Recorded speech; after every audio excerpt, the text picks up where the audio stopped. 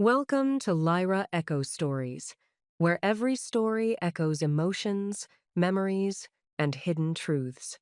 Step in and feel the echo of every tale. I'm Emma Johnson, 32, and I spent my entire life preparing to lead our family's marketing consultancy business. My parents built the company from nothing, and I dedicated everything to its success. Then one day, they announced my younger sister Madison would be CEO instead of me. I walked away from the business I helped build, and they lost $1 million deal I'd been cultivating for years. If you've ever felt undervalued by the people who should believe in you most, stick around. Before I continue, let me know where you're watching from in the comments, and hit that like and subscribe button if you've ever had to walk away to find your true worth. Growing up in Chicago, our household always revolved around Johnson Marketing Consultants, the business my parents Robert and Catherine started the year before I was born. Some of my earliest memories are sitting in my dad's office, coloring on the back of old marketing briefs while he took client calls. Our family business was more than just a company. It was like another sibling demanding constant attention. Madison came along 2 years after me, and even as kids, our differences were apparent. I was the serious one who loved numbers and strategy games. By age 10, I was reading business magazines and asking questions about client accounts. Madison was more free-spirited, gravitating toward art and fashion. She'd spend hours designing outfits for her dolls while I'd be creating mock advertising campaigns for my stuffed animals. Emma has the Johnson business sense. My dad would proudly tell clients when I'd make precocious comments about their marketing materials. I soaked up this praise and shaped my identity around it.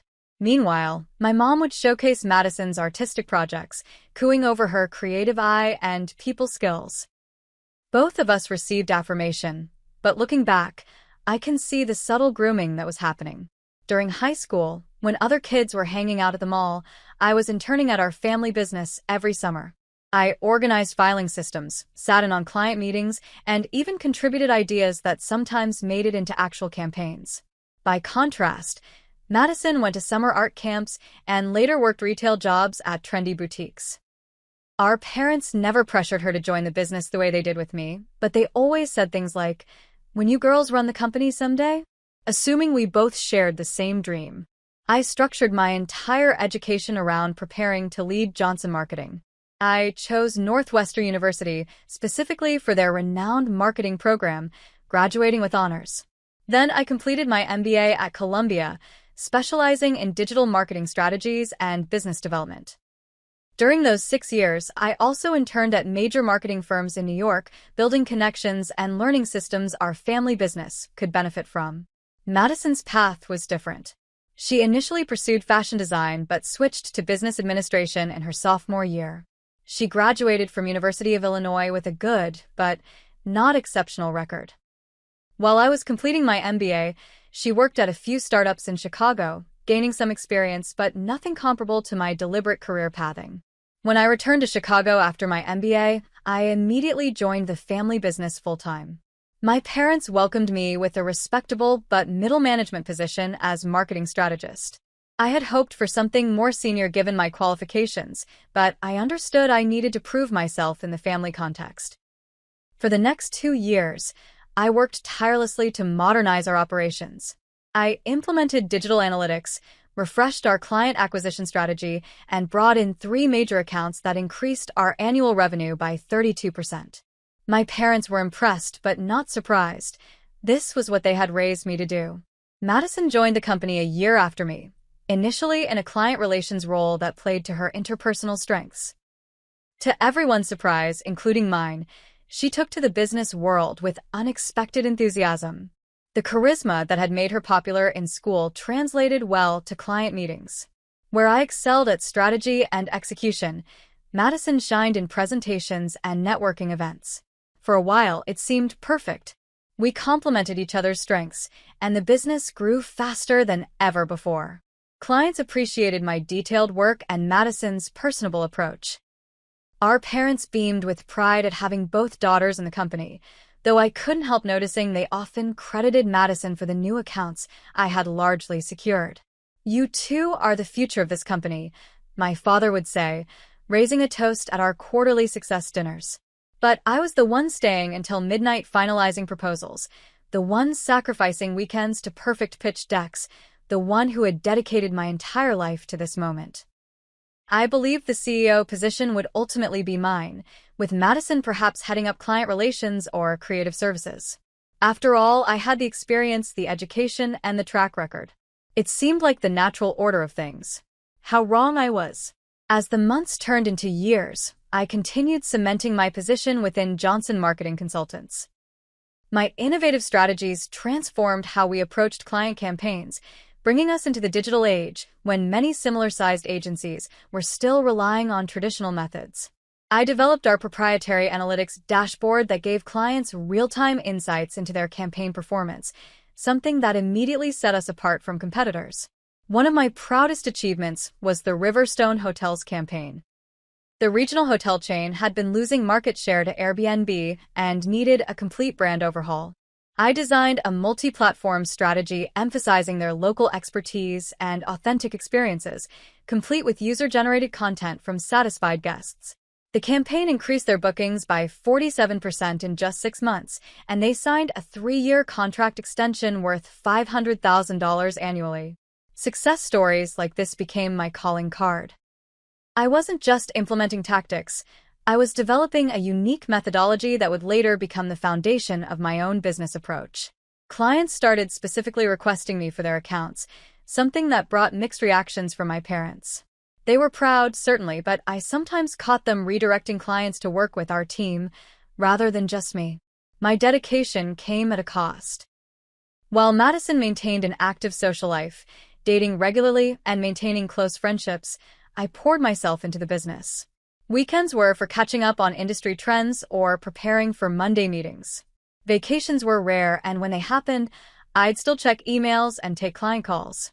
My last relationship ended when Tyler, my boyfriend of 2 years, said he felt like he was dating Johnson Marketing with Emma as its spokesperson. It hurt, but I understood. The business was my priority.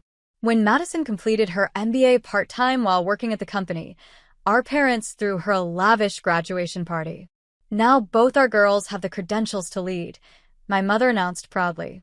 I smiled through gritted teeth, knowing that credentials on paper didn't equal the years of hands-on experience and proven results I had delivered. The shifting dynamics became more apparent when my parents started assigning Madison to high-profile new client pitches, despite my superior track record in closing deals. Madison has a way with people, my father explained when I questioned this decision. Clients respond to her energy. When I pointed out my higher conversion rate, he dismissed it. Numbers aren't everything in this business, Emma. Despite these frustrations, I remained committed. My biggest project was cultivating a relationship with Harper Industries, a rapidly growing tech company that needed comprehensive marketing services as they expanded nationally. Over 2 years, I nurtured this connection, taking their CMO Rachel to lunch regularly, sending their team relevant industry insights, and occasionally providing free consultations on smaller projects to demonstrate our value. This careful relationship building was about to pay off. Rachel had confidentially shared that Harper was planning to consolidate all their marketing with a single agency, a contract worth at least $1 million annually for a minimum 3-year term. They were impressed with my strategic approach and innovative ideas, and while they were still evaluating other agencies, Rachel had made it clear we were the frontrunner. This could transform our business, I told my parents, presenting the detailed brief I had prepared for the final pitch meeting. Harper Industries could be our biggest client ever, and they specifically appreciate our data-driven approach. I had already assembled a dedicated team and developed preliminary campaign concepts based on my extensive knowledge of their business. My father nodded appreciatively as he reviewed my presentation. This is impressive work, Emma. Let's have Madison take a look at this too and get her input before the final pitch. I felt a familiar twinge of irritation, but pushed it aside. Sure, her perspective could be valuable, but remember that I've been working with Rachel and her team for 2 years. I understand their needs and vision intimately. Of course, my mother interjected, but Madison brings a fresh perspective that clients find engaging. We should leverage both your strengths. What started as getting Madison's input quickly evolved into my parents suggesting she lead the pitch presentation, with me providing the strategic details. When I objected, my father's response was telling. Emma, you're too emotionally invested in this account. Madison can present more objectively. Too emotionally invested. The phrase rattled around in my head for days. Was dedication to client success now considered a liability? I had spent countless hours learning everything about Harper Industries, from their company culture to their 5-year expansion plans. Of course I was invested. Meanwhile, I was developing a comprehensive expansion strategy for Johnson Marketing itself. With the anticipated Harper Industries contract, we would have the financial stability to open a second office in Denver, tapping into the growing tech market there. I had researched office spaces, projected hiring needs, and created a detailed 3-year growth plan. This wasn't just about growing our client list. It was about evolving the entire business for long-term success. When I presented this vision to my parents, they seemed impressed but non-committal. Let's secure Harper Industries first before making any big moves, my father said prudently. I agreed with the practical approach, not knowing that the biggest shock was yet to come. The Harper Industries pitch was scheduled for the following month. Everything was falling into place for both the pitch and what I assumed would be my eventual promotion to a more senior leadership role. After all, bringing in $1 million client while simultaneously developing the company's expansion strategy surely demonstrated my readiness to lead. I remember telling my friend Amanda over our rare Friday night dinner, I think this is finally it. After the Harper deal closes, they'll have to acknowledge I'm ready to take over when they retire. They'd be crazy not to, she agreed, raising her glass in a toast. To the future CEO of Johnson Marketing. If only she knew how wrong we both were. 3 weeks before the Harper Industries pitch, my parents invited Madison and me to dinner at Gibson's, the upscale steakhouse they reserved for special occasions. The invitation came with unusual formality, my father calling rather than texting as he normally would. We have something important to discuss with both of you, he said, his voice carrying a weight that made my stomach tighten. It's about the future of the company. I spent the day before dinner reviewing our company financials and updating my strategic growth plan. If this was the succession discussion I'd been anticipating, I wanted to be fully prepared to accept the leadership role I'd been working toward my entire life. Gibson's was busy that Thursday evening, but our table was ready in the private dining section when we arrived. My mother had already ordered champagne, which further confirmed this was no ordinary family dinner. Madison arrived last, apologizing for the traffic and looking slightly flustered in a way that would later make sense to me. After the usual small talk and ordering, my father cleared his throat and reached for my mother's hand. As you girls know, your mother and I have been discussing our retirement plans. Johnson Marketing has been our life's work, but we're ready to start stepping back and enjoying more time together. My heart raced. This was it. The moment I'd been preparing for since childhood. We've thought long and hard about the future leadership of the company, my mother continued, her eyes moving between Madison and me. Both of you have contributed so much, in different but valuable ways. I nodded, maintaining a composed smile while mentally reviewing the transition timeline I'd drafted. 3 months of overlapping leadership would be ideal, with my parents gradually reducing their involvement while I implemented my vision for the company's growth. My father raised his glass. We'd like to toast to the future of Johnson Marketing Consultants and to our new Chief Executive Officer. The pause lasted only seconds, but it felt eternal. Madison. The champagne turned bitter in my mouth. I must have misheard. Madison will be taking over as CEO effective next quarter, my mother elaborated, beaming at my sister. Emma, we'd like you to continue heading up strategy as our Chief Strategy Officer, reporting to Madison. Madison looked simultaneously thrilled and uncomfortable, avoiding my eyes as our parents continued outlining their vision for the transition. The remainder of the dinner passed in a blur. I smiled mechanically, nodded at appropriate intervals, and even managed to congratulate my sister when directly prompted. Inside, I was imploding.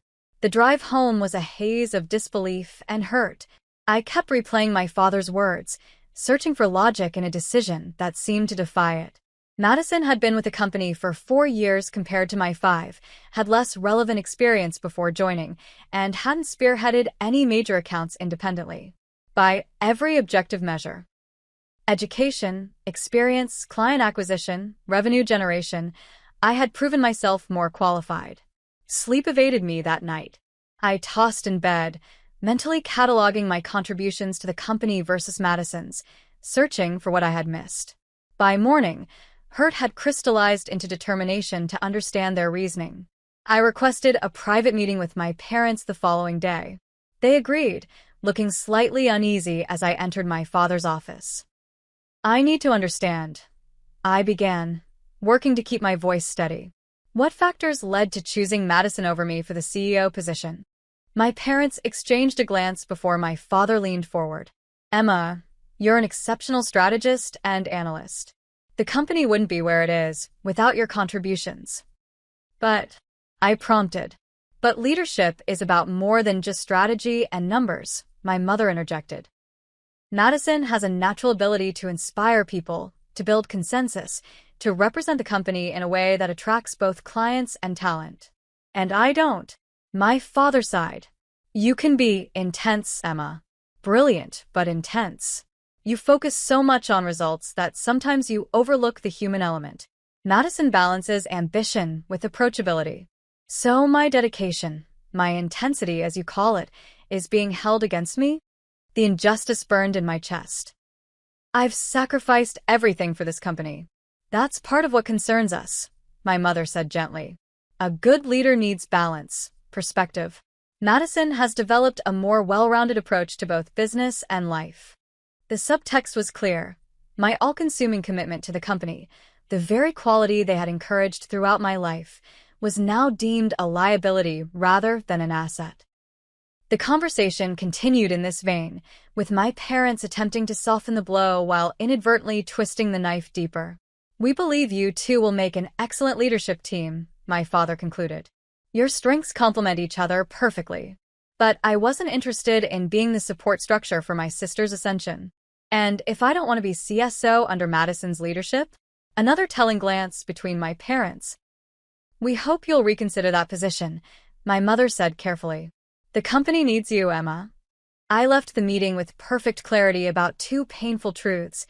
My parents had always envisioned Madison as the eventual leader despite my superior qualifications, and no amount of achievement on my part would have changed that predetermined outcome. That night, I called Amanda in tears. They said I'm too intense, too focused on results, I told her between sobs. Apparently, sacrificing everything for the business makes me less qualified to run it, not more. That's absurd, she responded indignantly. They're punishing you for your dedication. What hurts most is realizing that nothing I did would have changed this outcome.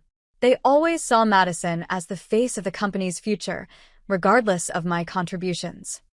For the next week, I went through the motions at work, avoiding both Madison and my parents whenever possible.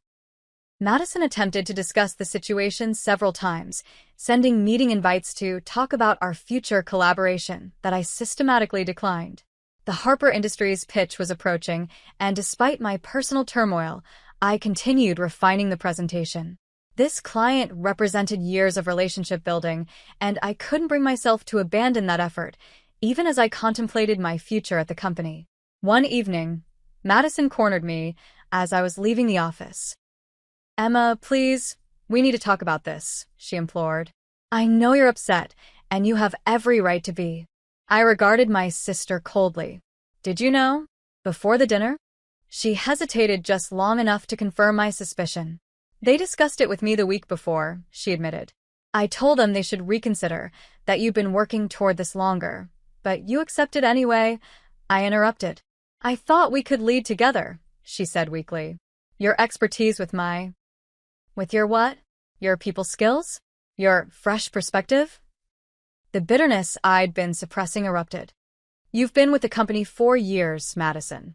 I've been preparing for this my entire life. I know, she whispered. I'm sorry it happened this way.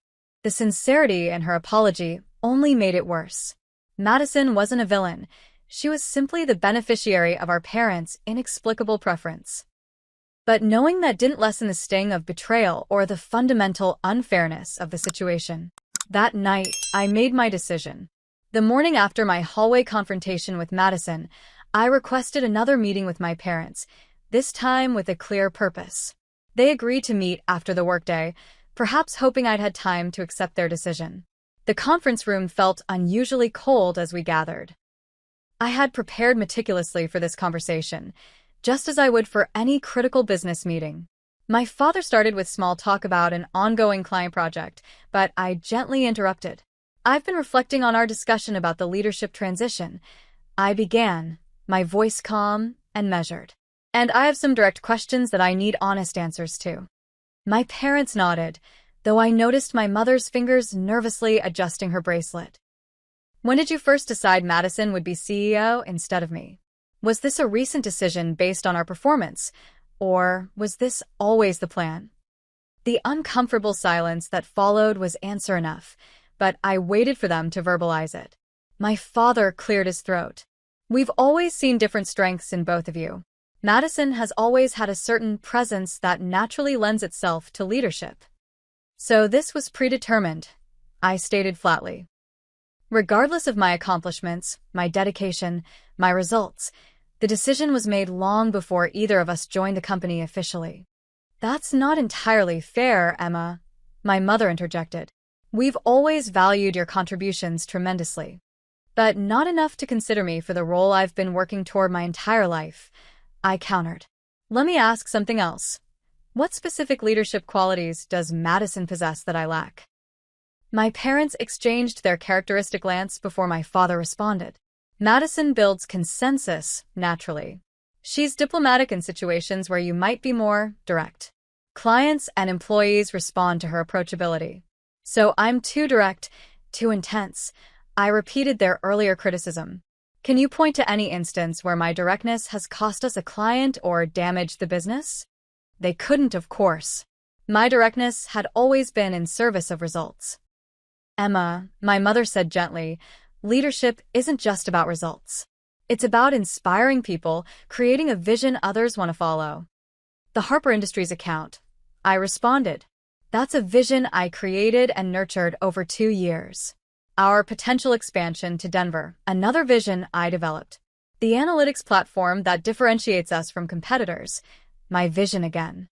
Those are strategic initiatives, my father conceded, and they're valuable. That's why we want you as CSO. Working under Madison, I added. Someone with less experience, less proven success, and let's be honest, less commitment to the business. My mother frowned. That's unfair to your sister. She's dedicated to Johnson marketing. But not at the expense of everything else, right? Isn't that what you implied last time? That my complete dedication is somehow a liability? The conversation continued in circles, my parents unwilling to acknowledge the fundamental unfairness of their decision while simultaneously unable to provide concrete justifications beyond vague references to Madison's leadership qualities. Finally, I placed a folder on the table. This is my resignation, effective immediately. The shock on their faces would have been satisfying under different circumstances. Emma, you can't be serious, my father stammered. The Harper pitch is in 2 weeks. The company needs you. I've prepared comprehensive notes on the Harper account and strategy, I replied coolly. Madison's leadership qualities should be sufficient to close the deal. This is rash, my mother pleaded. Take some time to think about this. We can discuss adjusting roles, compensation. This isn't about money or titles, I interrupted. It's about recognition and respect for what I've contributed. It's about fairness. My father's expression hardened slightly. Life isn't always fair, Emma. In business, we sometimes have to accept decisions we don't agree with. You're right, I conceded. And my decision is to no longer work for a company that fundamentally undervalues my contributions. I won't be reporting to someone who was handed a position I earned. The meeting ended with my parents in disbelief and me with a strange sense of calm. The decision that had kept me awake for nights now felt inevitable, even right. Outside the conference room, Madison was waiting, her expression making it clear she'd heard at least part of our conversation. You're leaving? She asked, eyes wide with dismay. Emma, please don't do this. We can work together. I value your expertise more than anyone. This isn't about you personally, Madison, I said, surprised by the gentleness in my voice. This is about recognizing my own worth when others won't.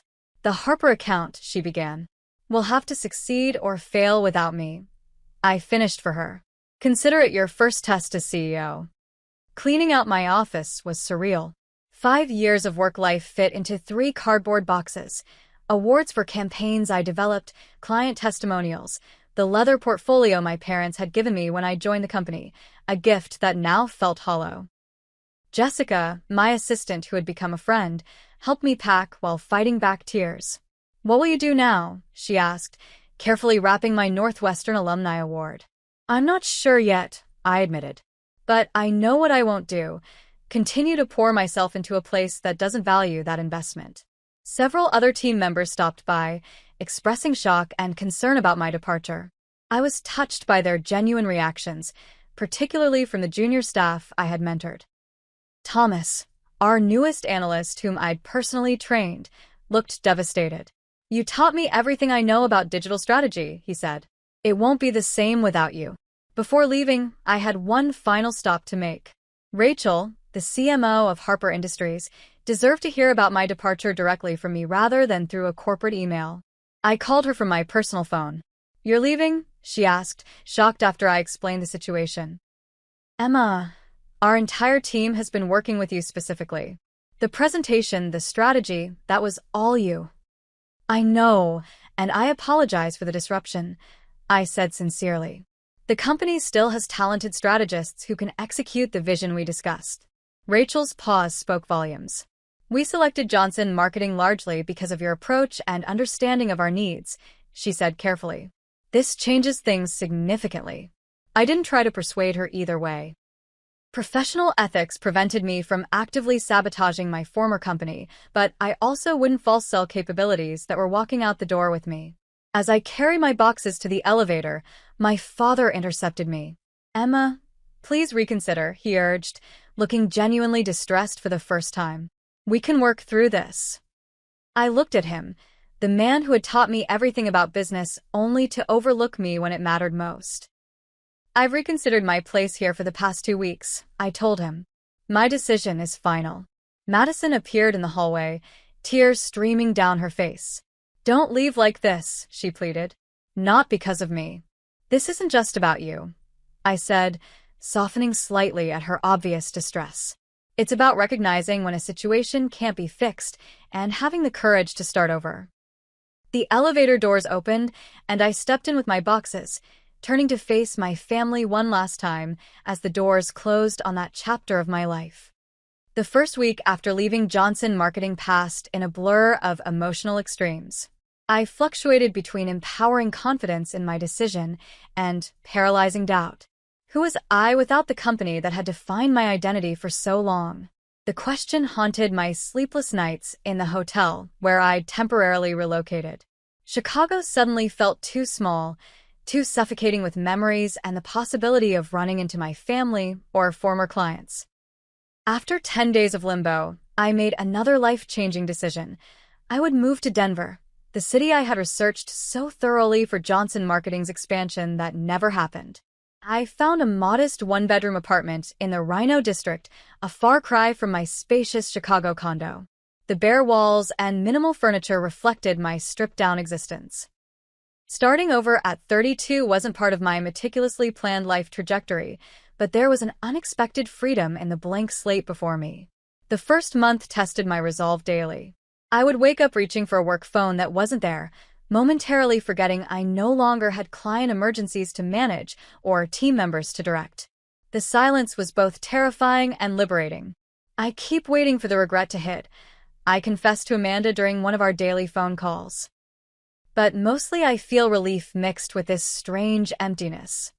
"The emptiness is just space for whatever comes next," she replied with characteristic wisdom. "You're not defined by that company, Emma. You never were." Financially, I had enough savings to sustain me for 6 months without income, a cushion I had built planning for emergencies, never imagining this particular scenario. Still, Watching my bank balance decrease without corresponding deposits created a low-grade anxiety I couldn't shake. By the second month, I began reaching out to my professional network. Not for job opportunities. The thought of working for another family business or marketing agency held no appeal, but to reconnect as an independent consultant. Years of relationship building proved valuable as former industry colleagues responded warmly to my new status. Patricia, a former client who had moved to a larger company, was the first to offer me contract work. "We need someone to evaluate our current marketing strategy," she explained over coffee. "Someone who isn't afraid to be direct about what's working and what isn't." I immediately thought of you. That first project was modest in scope and compensation, but it provided something more valuable than money: validation that my skills and approach had value independent of the Johnson name. I transformed Patricia's marketing department over 6 weeks, implementing systems similar to those I developed at Johnson Marketing. "You've accomplished more as one person than the agency we fired did with an entire team," Patricia marveled during our final meeting. "Would you consider taking on another project for our events division?" Word spread quickly. Patricia recommended me to colleagues, who recommended me to others. By the 4th month, I was turning down projects and carefully selecting clients whose needs aligned with my strengths and interests. Working from my apartment became impractical as I started requiring meeting space for client presentations. With growing confidence, I leased a small office in a co-working space. The space wasn't impressive, just a private room with a desk, 2 client chairs, and a small conference table, but it was mine, independent of family legacy or connections. I named my nascent business Summit Marketing Solutions, a nod to both the Denver landscape and the peak performance I aimed to deliver. Jessica, my former assistant from Johnson Marketing, called unexpectedly during my 5th month in Denver. "I hope you don't mind me reaching out," she began hesitantly. "Things are different since you left." "Different how?" I asked, curious despite myself. "Madison is trying, but she doesn't have your strategic vision," Jessica explained. "The analytics platform you developed isn't being utilized properly. Clients are noticing the difference." I felt a complex mix of vindication and concern. "I'm sorry to hear that," I said, genuinely meaning it. Despite everything, I didn't wish failure on the business my parents had built. "Actually," Jessica continued, "I was wondering if you might be hiring. I've learned so much from you, and I'd rather continue that education." The idea of having an employee hadn't occurred to me yet. My business was growing, but was it stable enough to support staff? The more I considered it, the more Jessica's skills would complement my client work perfectly. "Let me put together an offer," I told her. "I can't match corporate benefits yet, but I can promise you'll be integral to building something new." 2 weeks later, Jessica arrived in Denver, bringing her organizational prowess and client management skills to Summit Marketing. With her handling operations and client communications, I could focus entirely on strategy and business development. "We need a proper website," Jessica announced on her 3rd day. "I've drafted content based on your methodology, and I've researched designers who specialize in marketing consultancies." Her initiative confirmed I'd made the right decision. Together, we began building Summit Marketing's identity, distinct from Johnson Marketing but incorporating the best of what I'd learned there while discarding the limitations. By the 6-month mark, Summit Marketing Solutions had 8 regular clients, a growing reputation for data-driven strategies with measurable results, and a distinctive approach I called elevation marketing, helping clients rise above competitive noise through authentic, analytics-supported storytelling. I was working as hard as ever, but the satisfaction was incomparable. Every decision was mine, every success directly attributable to my vision and execution. The validation I'd sought from my parents came instead from clients who renewed contracts and referred colleagues. One evening, as Jessica and I worked late finalizing a presentation, she hesitated before asking, "Have you spoken to your family since leaving?" "No," I admitted. "My parents have called several times, but I'm not ready for that conversation yet." "And Madison?" I sighed. "She texts occasionally. Generic things like, 'Hope you're well,' or 'Thinking of you today.' I respond similarly. We're in a polite holding pattern." Jessica nodded thoughtfully. "Thomas from the analytics team said Harper Industries canceled their contract with Johnson after the initial 3 months. Apparently, the execution didn't match what you had proposed. The news didn't surprise me, but didn't bring the satisfaction I might have expected either. That's business, I said simply. Results matter. What I didn't share with Jessica was how occasionally, in quiet moments, I wondered if walking away had been too extreme. Not because I questioned my worth or the injustice of the situation, but because family bonds, however strained, remained part of my identity too. Those reflections were interrupted by news that would change everything again. An industry publication ran a feature on marketing innovators reshaping client expectations, with Summit Marketing Solutions highlighted for our elevation marketing approach. The publicity brought a flood of inquiries, including one from Westfield Corporation, a national commercial real estate developer with marketing needs across multiple platforms. They want a complete marketing overhaul, Jessica reported excitedly. Digital, traditional, internal communications, everything. The initial contract would be $2 million over 3 years. $2 million. Double what the Harper Industries contract would have been. The symmetry wasn't lost on me, nor was the irony that I might never have pursued this independent path if I'd been named CEO of Johnson Marketing. As Summit Marketing continued growing, I received occasional updates about my former company through industry contacts. Johnson Marketing was struggling to maintain its client base, particularly after losing Harper Industries. The innovative edge I had brought was noticeably absent from their recent campaigns. 7 months after my departure, an unexpected visitor arrived at my office. My father, looking older and more tired than I remembered, stood awkwardly in our reception area. "Your assistant said you might have a few minutes," he said, the confidence that had once defined him noticeably diminished. Jessica had warned me he was there, giving me the option to decline the meeting. But curiosity and a small, persistent thread of familial connection had prompted me to agree. "I have exactly 15 minutes before my next call," I said, gesturing him into my office. "What brings you to Denver?" My father looked out of place in my minimalist office, his expensive suit contrasting with the startup simplicity I had deliberately cultivated at Summit Marketing. He took the client chair I offered, glancing around at the space that represented my new, independent success. "Your business seems to be doing well," he began, nodding toward the industry award I'd recently received that sat on my desk. "The article about your elevation marketing approach was impressive." "Thank you," I replied neutrally. "But I assume you didn't fly to Denver to compliment my press coverage." He sighed, the weight of the past months evident in the new lines around his eyes. Harper Industries terminated their contract after the initial 3-month trial period. Rachel was quite direct about the reason. The execution didn't match the strategy that had been promised. "Your strategy?" I kept my expression neutral despite the vindication his words brought. "That's unfortunate." "Unfortunate doesn't begin to cover it," he continued. "The $1 million deal you cultivated would have transformed our business. Instead, we lost not only Harper but 3 other clients who were closely monitoring that relationship." Part of me wanted to remind him that this was precisely the outcome I had warned about, that my value to the company had been greater than they recognized. But the defeat in his posture made such points unnecessarily cruel. "Business relationships are often tied to specific people," I said instead. "That's why succession planning is so critical in service industries." The subtle dig wasn't lost on him.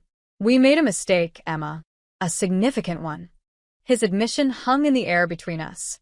After months of anger and hurt, hearing him acknowledge their error should have been satisfying. Instead, it felt hollow, coming only after financial consequences had forced the recognition. "Madison is struggling," he continued when I didn't immediately respond. "She has many strengths, but the strategic direction, the vision for where we need to go next, that was always your domain." "And now it's my business," I replied, gesturing to the office around us. He nodded slowly. "Your mother and I have been following your success from afar." The Westfield Corporation contract was quite a coup for a new consultancy. So they knew about that too. The Denver business community was smaller than I'd realized, or perhaps they'd been monitoring my progress more closely than I'd suspected. "What exactly are you here for, Dad?"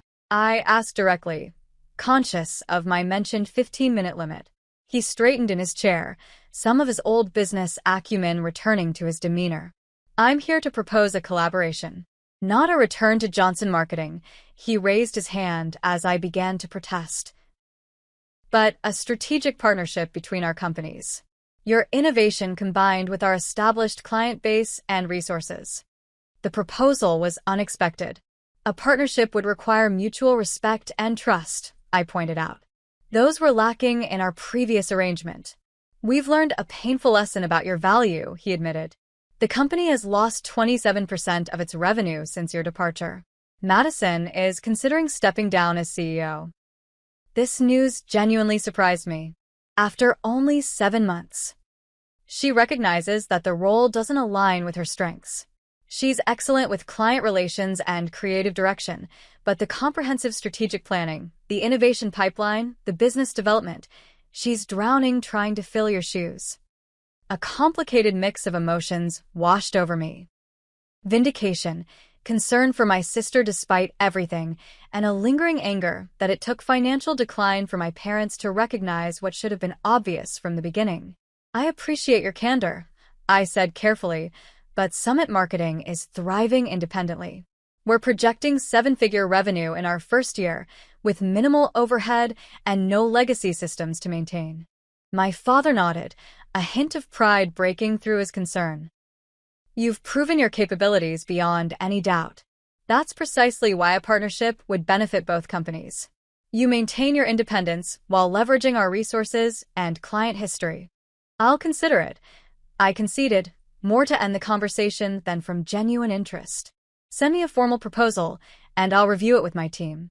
As he stood to leave, he hesitated. Your mother misses you. We both do. Business aside, you're our daughter. The personal appeal caught me off guard. For months, I had compartmentalized my feelings about my family, focusing entirely on building my new life and business. The reminder of our personal connection beyond professional disappointments touched a part of me I'd been working to ignore. I need more time, I said honestly. The business decision about partnership is separate from personal reconciliation. He accepted this with a nod. Fair enough. The proposal will be on your desk by the end of the week. And Emma, I'm proud of what you've built here. I should have said that more when you were building things for us. After he left, I sat alone in my office, processing the conversation. Jessica knocked gently before entering with a cup of tea, a habit she developed whenever she sensed I needed thinking space.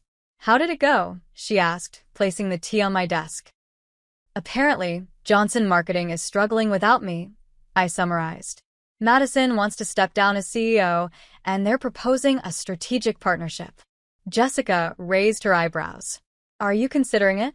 I don't know, I admitted. Professionally, there's little upside for us. We're growing rapidly on our own terms. But personally, they're still your family, Jessica finished for me. The following week brought more surprising developments. Summit Marketing secured a meeting with Altera Group, a major competitor to Harper Industries that had been watching our work with Westfield Corporation. Their marketing director, Stephanie, was refreshingly direct during our initial conversation. We've been impressed with your analytics-driven approach, she explained. Our current agency provides beautiful creative, but can't demonstrate ROI with the precision we need. We'd like to discuss a potential $2 million annual contract. $2 million annually, not over 3 years. It would be the largest client in Summit's brief history, pushing us firmly into mid-sized agency territory and necessitating immediate staff expansion. The timing, coinciding with my father's partnership proposal, seemed almost orchestrated by fate. As promised, my father's formal partnership proposal arrived, professionally bound and comprehensive. The terms were surprisingly favorable, acknowledging Summit's independence while offering resource sharing and client referrals. Most telling was the proposed governance structure. Summit would maintain complete autonomy, with optional participation in Johnson Marketing's strategic planning. While I was still considering these parallel opportunities, Madison called. Unlike my father's surprise visit, her approach was direct. I'm stepping down as CEO, she said without preamble when I answered. I wanted you to hear it from me before the announcement goes out. Dad mentioned you were considering it, I replied. Are you sure this is what you want? Her laugh held no humor. What I want? Emma, I never wanted to be CEO in the first place. I accepted because I thought we'd be leading together, with your strategic brilliance balancing my people skills. This revelation stunned me. You never wanted the position? Not really, she admitted. I enjoy client relationships and creative direction. The operational side, the constant pressure of strategic decisions, that's always been your strength, not mine. I accepted because Mom and Dad were so convinced it was the right structure. I sat with this new information, recalibrating my understanding of the past year. Why didn't you say something when I confronted you about it? You were so hurt, so angry, she said softly.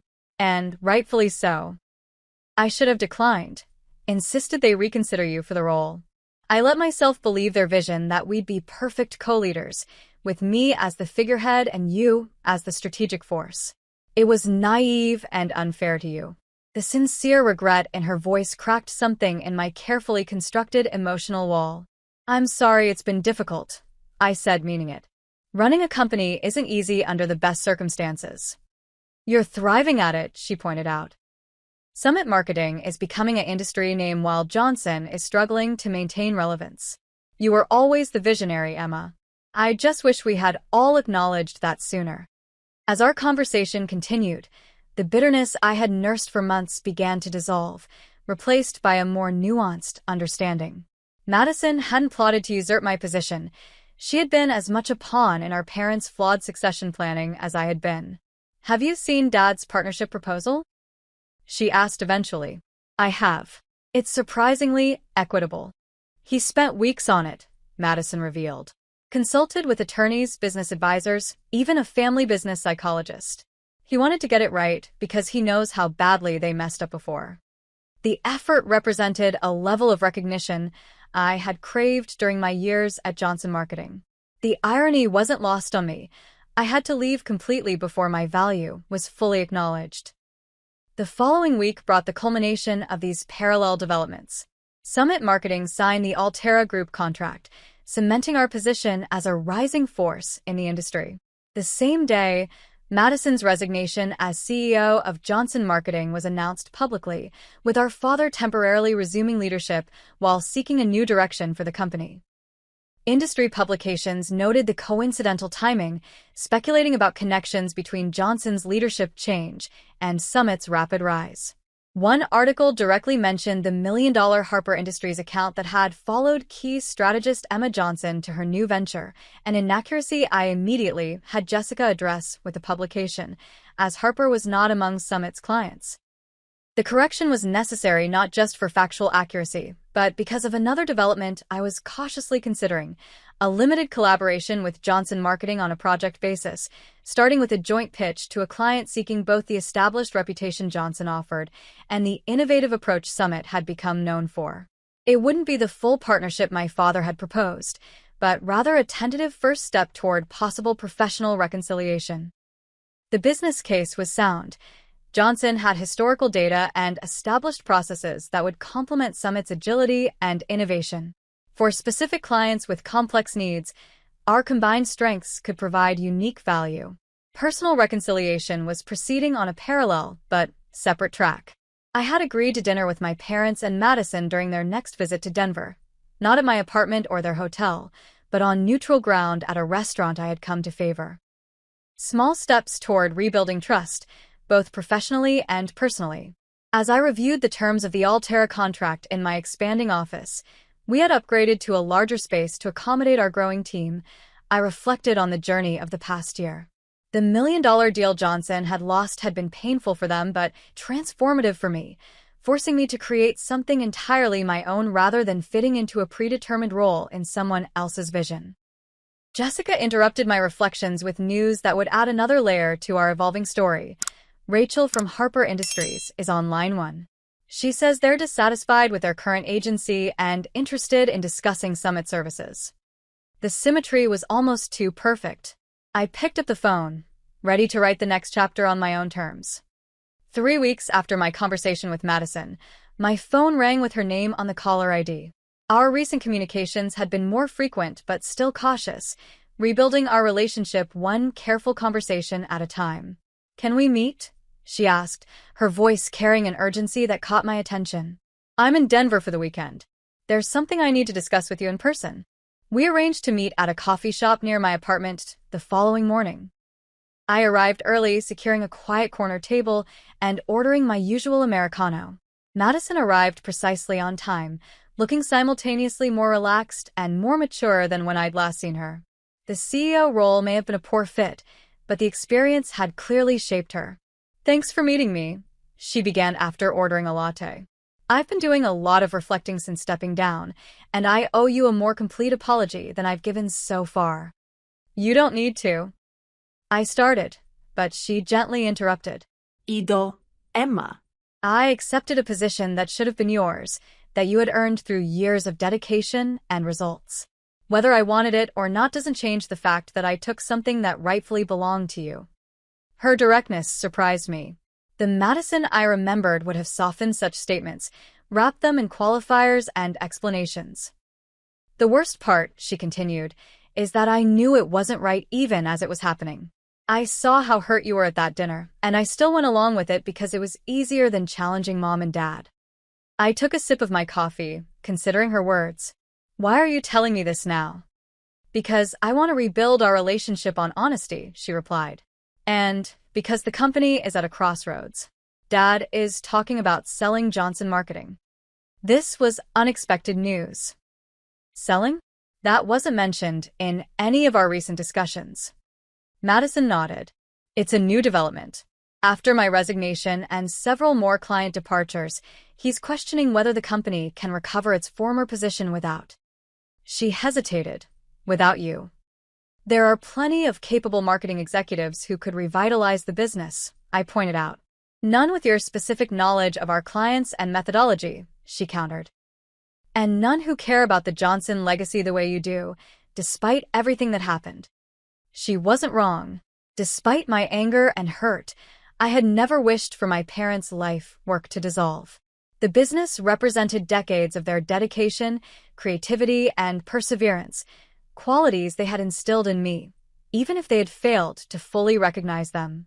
"What are you suggesting?" I asked, though I suspected I already knew. "Nothing specific yet," Madison said carefully. "Just opening a door to possibilities.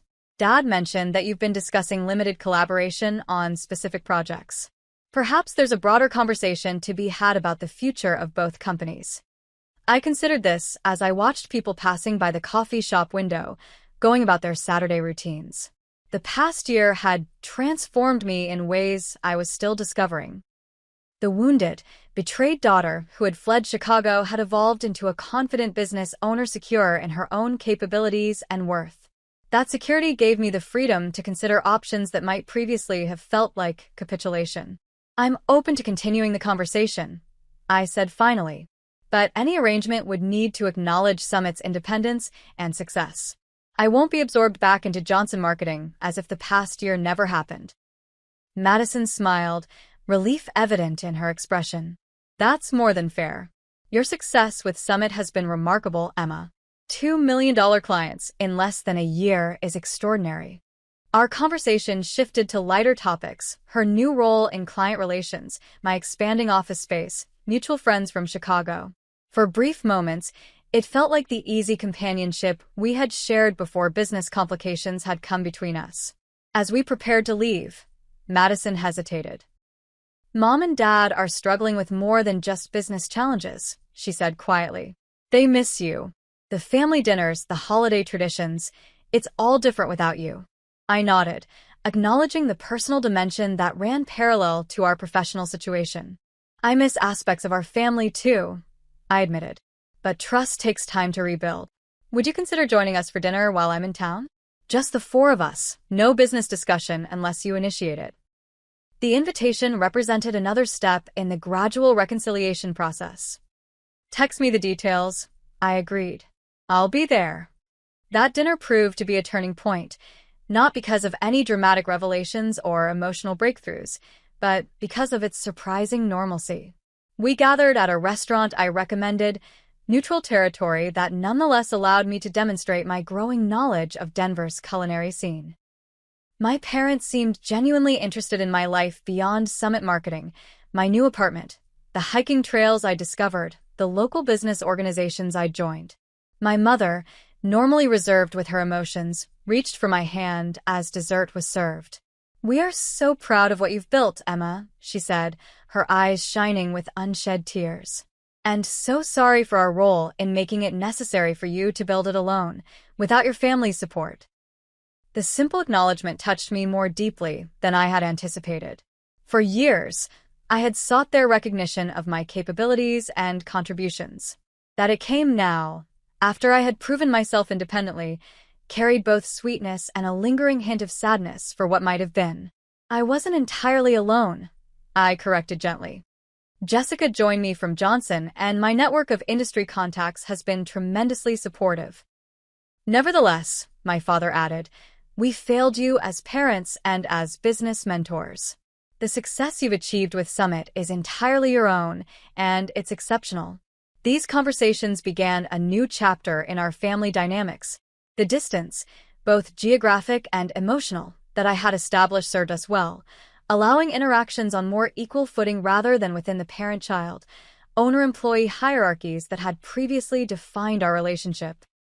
Over the following months, Summit Marketing continued its impressive growth trajectory. We expanded to a full floor in our office building, growing from 2 to 15 employees as our client roster expanded. Rachel and the Harper Industries team did indeed become clients, appreciating the opportunity to work directly with me on their marketing strategy, without the family business complications that had previously interfered.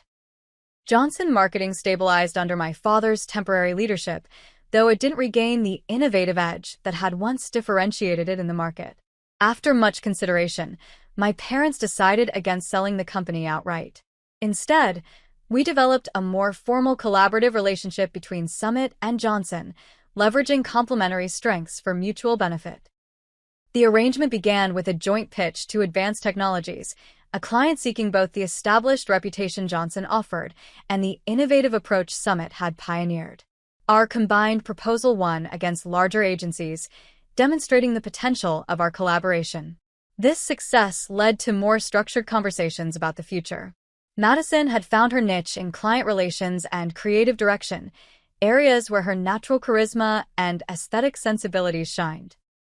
My father was ready for true retirement, not just the partial step back they had attempted previously. My mother, always the more administratively inclined partner, had already reduced her involvement to board oversight. After nearly 18 months of independence, I found myself in a position I could never have anticipated on that painful night I resigned. Considering a limited merger between Summit Marketing and Johnson Marketing Consultants, with myself as CEO of the combined entity and Madison as Chief Client Officer. The proposed structure would maintain Summit's brand and innovative methodology while incorporating Johnson's established client base and operational systems. Most importantly, the arrangement acknowledged the distinct value I had created with Summit rather than simply reabsorbing me into the family business. "You've created something remarkable with Summit," my father noted during one of our planning sessions. "This isn't about rescuing Johnson Marketing. It's about combining two successful entities in a way that makes both stronger." The shift in perspective was significant. No longer was I the daughter being given an opportunity in the family business. I was a successful entrepreneur bringing valuable assets and methodologies to a potential merger. The validation I had sought for years had come through the most unexpected path, by walking away and proving my worth independently. The negotiations were detailed and occasionally challenging, with all parties represented by independent counsel to ensure fairness. The resulting agreement maintained Summit's Denver headquarters while keeping Johnson's Chicago office as a satellite location. I would split my time between locations initially, with the goal of eventually consolidating leadership in Denver. Throughout this process, my personal relationships with my family continued healing in parallel. Regular video calls, occasional visits, and shared business interests rebuilt connections that had been severely damaged. The hurt wasn't erased. Some wounds leave permanent scars, but it was no longer the defining aspect of our relationship. One evening, as I was working late finalizing details of the merger agreement, Jessica brought me tea, as had become her custom. "Are you sure about this?" she asked, settling into the chair across from my desk. Rejoining the family business in any capacity is a big step after everything that happened. I appreciated her candor. She had witnessed my journey from the beginning and had a unique perspective on both my professional growth and personal healing. It's not rejoining, I clarified. It's creating something new that incorporates the best of both companies. And, importantly, it's on my terms this time. She nodded thoughtfully. You've changed a lot in the past year and a half. The Emma who left Chicago would never have considered this arrangement. That Emma was still defining herself in relation to her family's approval, I acknowledged. This Emma knows her worth regardless of external validation. This was perhaps the most profound lesson of my journey. True value comes not from titles or others' recognition, but from knowing your own capabilities and having the courage to honor them, even when it means walking away from what seems secure. The merger proceeded smoothly, with a new entity, Summit Johnson Marketing, launching with combined revenues exceeding our projections. Industry publications noted the unusual family business story, with several requesting interviews about our innovative approach to succession planning. We declined most, preferring to let our results speak for themselves. My relationship with Madison evolved into a true partnership, our complementary strengths creating a leadership dynamic that neither of us could have achieved alone. The sibling rivalry that had once defined us, fueled by our parents' flawed approach to succession, transformed into mutual respect and appreciation. My parents transitioned to advisory board roles, providing institutional knowledge while respecting the new direction Madison and I established. The distance created by my departure had paradoxically brought us closer, allowing adult relationships to replace the parent-child dynamics that had complicated our business interactions. Looking back on the tumultuous journey from overlooked daughter to independent entrepreneur to CEO on my own terms, I recognize how necessary each painful step was to my growth. Had I been named CEO of Johnson Marketing as I'd expected, I might never have discovered my full capabilities or developed the confidence that comes only from building something entirely your own. Walking away from the family business was the hardest decision I'd ever made, but it forced both me and my family to recognize my true value, not as an extension of their legacy, but as a capable leader in my own right. The $1 million deal they lost without me became the catalyst for a transformation that ultimately benefited us all. If you're facing a similar crossroads, feeling undervalued despite your contributions, questioning whether to stay in a situation that doesn't recognize your worth, remember that sometimes walking away is the strongest statement you can make. Know your value, even when others don't see it yet. The path may be harder initially, but the destination can exceed anything you would have achieved by accepting less than you deserve. Have you ever had to walk away from something important to find your true worth? Share your story in the comments below. And if this journey resonated with you, please like, subscribe, and share with someone who might need this reminder of their own value. Sometimes the greatest successes come only after we have the courage to close doors that were never truly open to us. Thank you for listening, and remember, your worth isn't determined by others' recognition of it.